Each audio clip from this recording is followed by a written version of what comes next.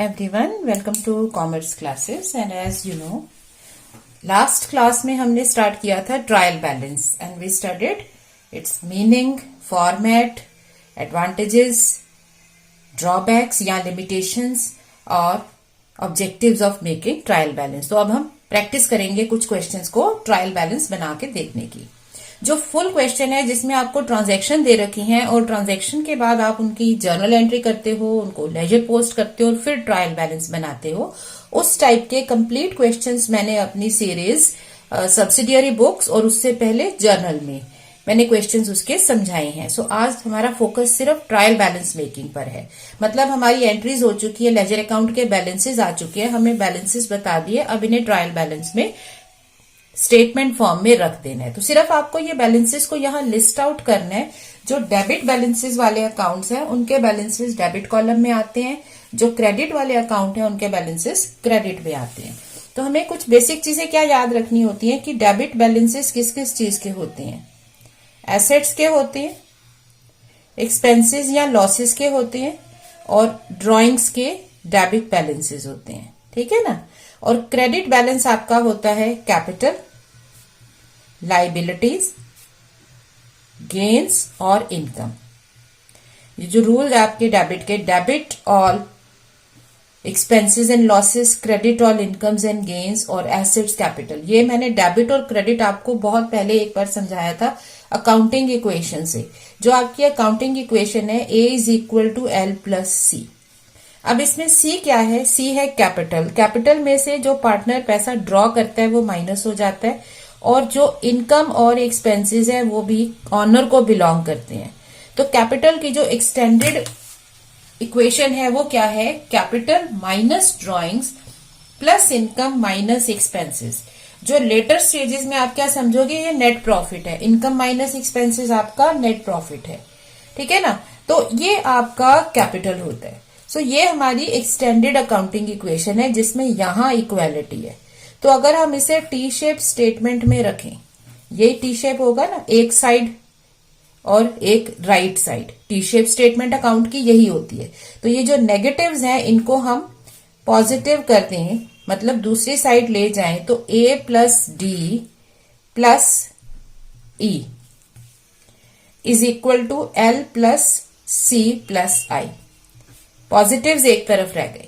तो मतलब assets, drawings और एक्सपेंसेस अकाउंट के डेबिट साइड में है तो इनके बैलेंसेस डेबिट होते हैं. लाइबिलिटी, कैपिटल और इनकम ये आपके क्रेडिट साइड में पॉजिटिव. पॉजिटिव मतलब प्लस के साइन इधर बचे तो इनका पॉजिटिव होता है क्रेडिट में, तो इनके बैलेंसेस होते हैं क्रेडिट. सो अब आपको सिर्फ क्वेश्चन को पढ़ के उसको लिस्ट कर देना है ट्रायल बैलेंस में. So we are given ledger account balances, prepare trial balance of mister A Swaminathan. ये दे रखे, एक एक करके उठाएंगे. यहाँ ट्रायल बैलेंस का फॉर्मेट मैंने पहले से बना दिए. Head of the accounts, debit, credit, ledger folio, ये सिंपल फॉर्मेट है इसका लिस्ट बनाने का. So just pick up each and every one, उसका नेचर समझो और उसे यहां डाल दो. जैसे सबसे पहली चीज क्या है? परचेजेस. तो परचेजेस क्या होते हैं आपके बिजनेस के? एक्सपेंस है. क्यों? क्योंकि आप ये खर्चा करते हो, गुड्स खरीदते हो और फिर उन्हीं गुड्स को बेच के इनकम कमाते हो. किस फॉर्म में? सेल की फॉर्म में. डेटर्स, डेटर्स वो लोग हैं जिन्हें आपको पैसा देना है, तो इनसे हमें पैसा मिलना है, वो हमारी हो जाती है एसेट, जो भी हमें बेनिफिट देने वाले हैं. प्रेमिसेस, प्रेमिसेस मतलब आपने एक बिल्डिंग खरीद के रखी हुई है. सो जब आपने बिल्डिंग ली है उसका आपको एडवांटेज मिलता है, आप यहां पर अपनी फैक्ट्री, ऑफिस वगैरह खोल के रखते हैं. सेल्स, अब सेल्स आपकी इनकम है क्योंकि इससे आपको पैसा मिल रहा है, फायदा हो रहा है, यही बिजनेस की इनकम होती है. रिटर्न आउटवर्ड, रिटर्न आउटवर्ड का मतलब है कि रिटर्न आउट, बाहर गए बिजनेस से. तो ये कौन से रिटर्न होंगे? ये होंगे हमारे परचेज रिटर्न. क्योंकि जब हम कोई चीज परचेज करते हैं, जैसे मान लो आपका पेन्स का बिजनेस है, जब आपने पेन खरीदा तो वो बिजनेस में आ गया तो इन हुआ. लेकिन अगर आपको इसकी क्वालिटी ठीक नहीं लग रही है, आप वेंडर को वापस कर देते हो कि नहीं ये ठीक नहीं है, ये तुम रखो. वापस कर दिया तो ये बिजनेस से आउट हो गया. तो जो रिटर्न आउट की तरफ जा रहे हैं वो परचेज रिटर्न है. सो रिटर्न आउटवर्ड आपका परचेज रिटर्न है. तो परचेज रिटर्न का नेचर क्या होता है कि ये परचेजेस का रिवर्स होना चाहिए. तो परचेज अगर डेबिट है तो उसका रिटर्न क्या हो जाएगा? क्रेडिट. क्योंकि आप परचेज का उल्टा कर रहे हो ना, वापस जा रहा है ये, तो आपका खर्चा कम हो गया, इतना स्टॉक भी कम हो गया। रेट्स एंड टैक्सेस, तो रेट्स एंड टैक्सेस तो हमारे एक्सपेंसेस होते हैं, टैक्सेस वगैरह पे किए। Bank balance, bank balance asset है तो as an asset debit side में आप लिखेंगे, सिर्फ पढ़ते जाओ लिखते जाओ।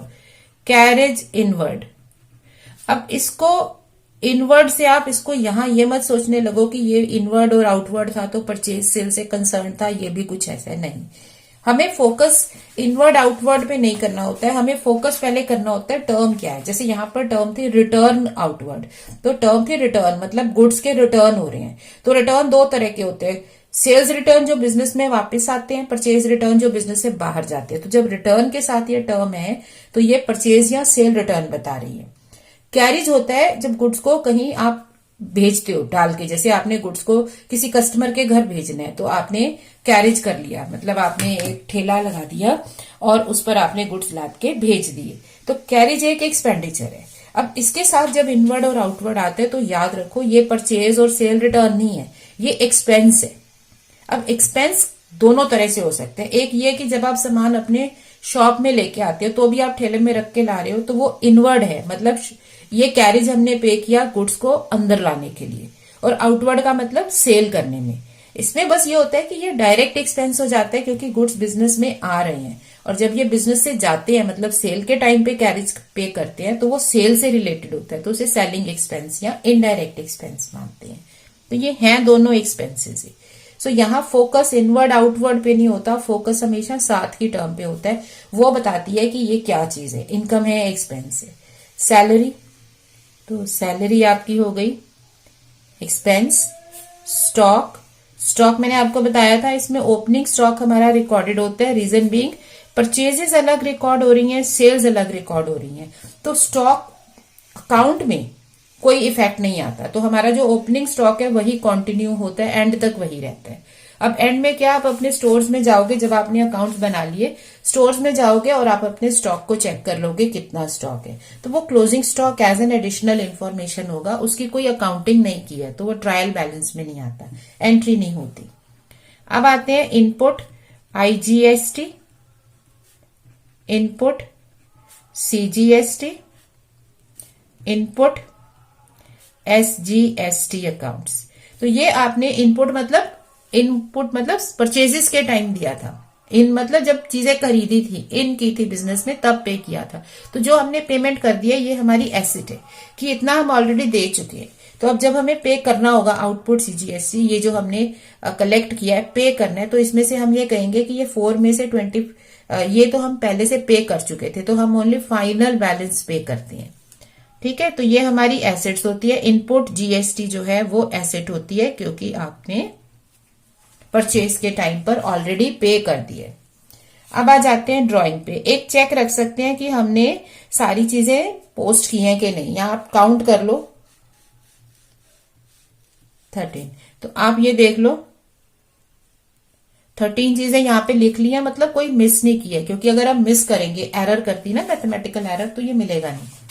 ओके, अब ड्राइंग्स आपकी क्या है, ड्राइंग होती है बिजनेस में से पैसा निकाला, तो ड्राइंग का पॉजिटिव होता है आपका डेबिट, तो ड्राइंग हो गई आपकी डेबिट। क्रेडिटर्स आपकी लाइबिलिटी है क्योंकि आपको पे करना है, ये वो लोग हैं जिनको हमें पैसा देना है। अब रिटर्न इनवर्ड, इनवर्ड सिर्फ बताता है कि आया या गया, क्या चीज रिटर्न, तो ये अगर कोई गुड्स के रिटर्न है जो वापस आ रहे हैं, इन हो रहे हैं, तो वो कौन से होते हैं, सेल्स रिटर्न। तो सेल्स रिटर्न हमारी सेल्स का रिवर्स होता है, सेल्स इनकम है तो सेल्स रिटर्न आपकी इनकम में कमी हो गई, तो अगर इनकम आपकी क्रेडिट है तो इनकम में कमी हो जाएगी डेबिट। फर्नीचर एसेट हो गई, कैश एसेट हो गई, कैपिटल लाइबिलिटी है डेबिट बैलेंस। डेबिट क्रेडिट हमेशा अकाउंटिंग इक्वेशन से याद रखो, कभी नहीं भूलोगे। वेजेस एक्सपेंडिचर है। अब जैसे ये आ गया कैरेज आउटवर्ड, अब आउटवर्ड से मत सोचो कि ये परचेज रिटर्न है, सेल्स रिटर्न है। आई स्टिल रिमेम्बर जब मैंने ये चैप्टर शुरू किया था, मतलब एज अ स्टूडेंट जब मैं 11th क्लास में आई थी, तो ये इनवर्ड आउटवर्ड में थोड़ी सी कंफ्यूजन सी रहती थी, हर एक यही समझने लगता था कि ये आउटवर्ड है तो ये परचेज रिटर्न है, सेल रिटर्न है, अभी आउट हो रहा है। नहीं, इसके साथ के टर्म मेन है, ये तो सिर्फ उसके साथ एक टैग है, इसके बिना भी ये बात बनेगी। कैरेज का मतलब पता है कि कैरेज एक एक्सपेंडिचर होता है जो ठेले वेले के चार्जेस होते हैं। अब ये क्यों पे किए आपने? आउटवर्ड मतलब गुड्स को बाहर भेजने के लिए किए। अब चाहे गुड्स को ला रहे हो या भेज रहे हो, है तो खर्चा ही, ठीक है ना, तो है तो एक्सपेंडिचर यहां आ जाएगा। रेंट रिसीव्ड, अब ये टर्म बोल रहे हैं रिसीव, जो हमें मिलता है वो हमारी इनकम होती है।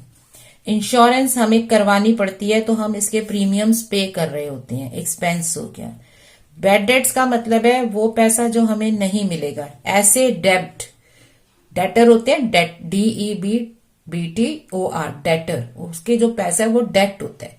तो ऐसा डेट जो बैड हो गया, बैड मतलब खराब हो गया, हमें मिलने नहीं वाला, तो वो आपका लॉस हो गया। अब आते हैं आउटपुट IGST। आउटपुट का मतलब है जब हमने सेल की तो उस टाइम पर हमने ये कलेक्ट किया है। तो अगर हमने ये कलेक्ट किया है तो ये हमें गवर्नमेंट को पे करना है, ये हम अपने पास नहीं रख सकते, हमारी इनकम नहीं है। तो ये हो गया 4000, 3000 एंड 3000।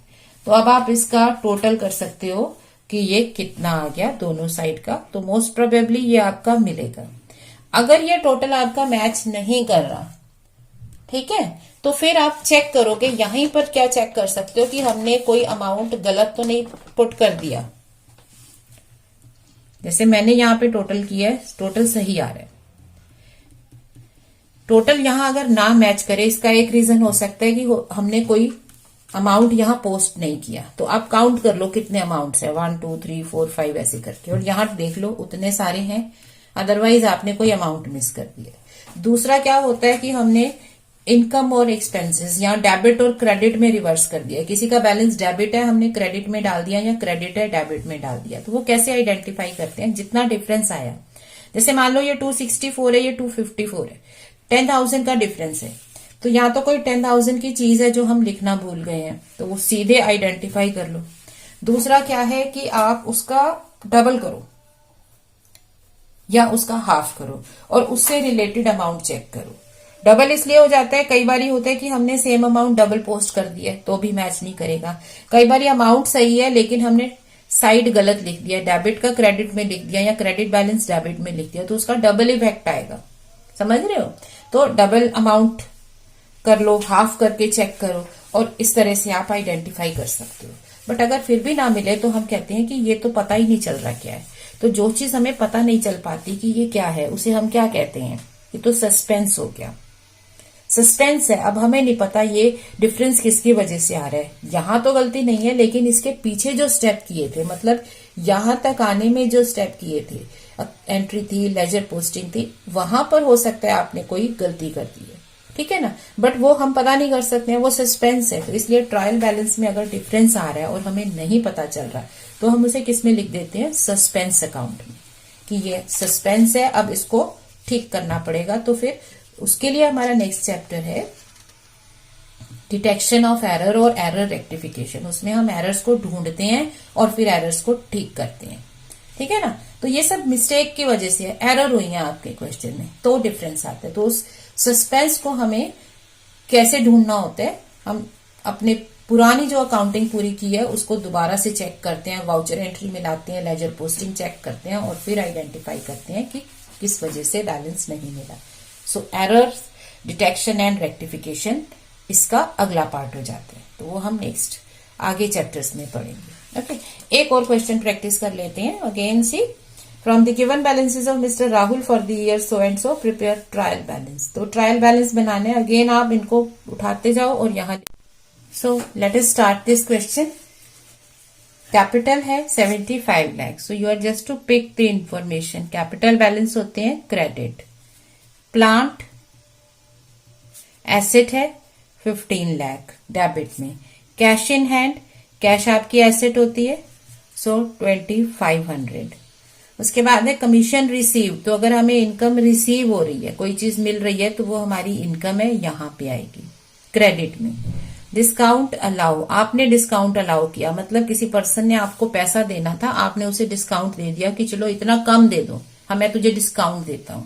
तो ये आपका एक्सपेंडिचर या लॉस होता है, क्योंकि इतना पैसा अब आपको कम मिलेगा। नेक्स्ट है रिटर्न। रिटर्न का मतलब है कि गुड्स के रिटर्न, कौन से? परचेज या सेल? आउट।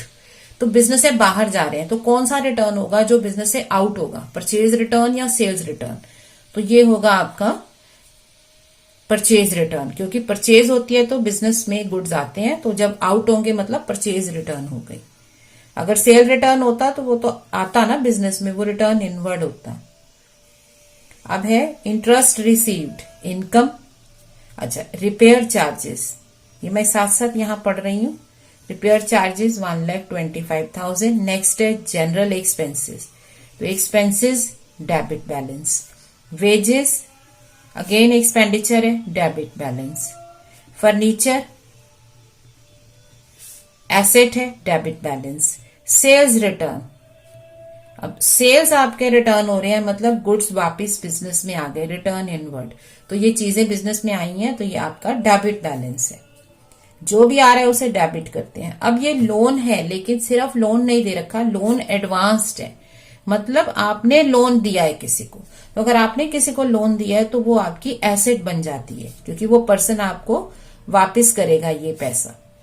सैलरीज एक्सपेंस हो गया। तो लोन और लोन एडवांस्ड में डिफरेंस याद रखो, सिर्फ लोन पर मत जंप करो। लोन लिखा है लाइबिलिटी है, लोन हमने लिया भी हो सकता है, हमने दिया भी हो सकता है। सो लोन लिया हो तो उसे सिंपल लोन बोलते हैं, बट अगर किसी को एडवांस में पैसा दे दिया तो उसे लोन एडवांस्ड बोलते हैं। अच्छा, अब नेक्स्ट है building. Building is an asset. फिर है स्टॉक, ये मैंने आपको समझाया है कि स्टॉक हमेशा ओपनिंग बैलेंस ही होता है। Okay, cash at bank 5,75,000। Rates and taxes 30,000। Discount receive, तो डिस्काउंट अगर रिसीव हो रहा है तो आपकी इनकम हो गई 45,000। क्रेडिटर्स, जब आप एक एक चीज पिक कर रहे हो तो आप यहां पे मार्क भी लगा सकते हो, क्रेडिटर। सेल्स, तो सेल्स आपका इनकम है। डेटर्स आपकी एसेट है, क्योंकि ये पैसा देगा। रेंट एक्सपेंडिचर हो गया। परचेजेज आपका एक्सपेंडिचर हो गया। कैरेज इनवर्ड, तो अब इनवर्ड पे मत जाओ, क्योंकि इनवर्ड तो एक टैग है, वो ये बता रहा है कि ये चीज इन हो रही है या आउट हो रही है। ठीक है, मेन क्या है? कैरेज। कैरेज होता है जो खर्चा किया आपने गुड्स को मूव कराने में इधर से उधर। तो इनवर्ड का मतलब हो गया गुड्स को बिजनेस में लाने का खर्चा है। तो बिजनेस में तब गुड्स आते हैं जब आपके परचेज हो रहे होते हैं। सो कैरेज इनवर्ड। उसके बाद डिलीवरी वैन, सो डिलीवरी वैन अगर आपके पास है तो ये आपकी एसेट है। ट्रैवलिंग एक्सपेंसेस एंड ड्राइंग्स, ये दोनों आपके डेबिट होते हैं। तो अब आप टोटल कर सकते हो, दोनों साइड का चेक कर सकते हो कि कितना बैलेंस है। अब यहां पर जब मैं टोटल कर रही हूं तो मेरे पास क्रेडिट साइड का टोटल करके आया 1,43,00,000। डेबिट साइड का जब मैंने टोटल किया तो मेरे पास आ रहा है 1,31,00,000। इसका मतलब दोनों साइड नहीं मिल रही, तो डिफरेंस कहाँ लिखेंगे? क्योंकि डेबिट साइड कम है, तो जो साइड कम होती है वहां पे हम कुछ डाल देते हैं ताकि ये बैलेंस हो जाए। ठीक है, जो डिफरेंस है वो आ रहा है 1,90,000। सो 1,43,00,000 टोटल अब दोनों साइड में मिला दिया। डिफरेंस जो आया इसे क्या लिखेंगे? Suspense account. कि ये सस्पेंस है, हमें नहीं पता। आप चेक कर सकते हो कि ये डिफरेंस किस रीजन से हो सकता है। जैसे हमारा डिफरेंस 1,90,000 का आ रहा है, तो आप 1,90,000 की कोई चीज चेक करो, कोई मिस तो नहीं की। दिस इज वन थिंग कि हमारा आंसर तो सही होना चाहिए ना। दूसरा आप क्या कर सकते हो, आप 1,90,000 का हाफ करो 95,000, तो कहीं उसकी कोई चीज हमने गलत डायरेक्शन में तो नहीं लिख दी, डेबिट की चीज क्रेडिट में लिख दी हो, या हमने सेम आइटम रिपीट कर दी हो दो तरफ से। तो डबल करो, हाफ करो और सेम अमाउंट को वेरीफाई करो। नहीं है, इसका मतलब हमने सही लिखे हैं। अब हम डिफरेंस को सिर्फ मैच करने के लिए सस्पेंस अकाउंट में लिख देंगे कि अब ये सस्पेंस हो गया, इसका पर्दाफाश होगा जब हम एरर्स को सॉल्व करेंगे, detection of errors and their rectification. So I hope making of trial balance is correct. Next time हम क्या करेंगे, कुछ एक क्वेश्चंस लेंगे जिसमें ट्रायल बैलेंस गलत ड्रॉ किया हुआ है और उसको सही करेंगे, क्योंकि मिस्टेक उसमें भी है बट हम कर सकते हैं ठीक। अगर कोई गलती है तो उसको ठीक कर लेंगे और फिर आगे बढ़ेंगे। So stay learning and practicing. Thank you.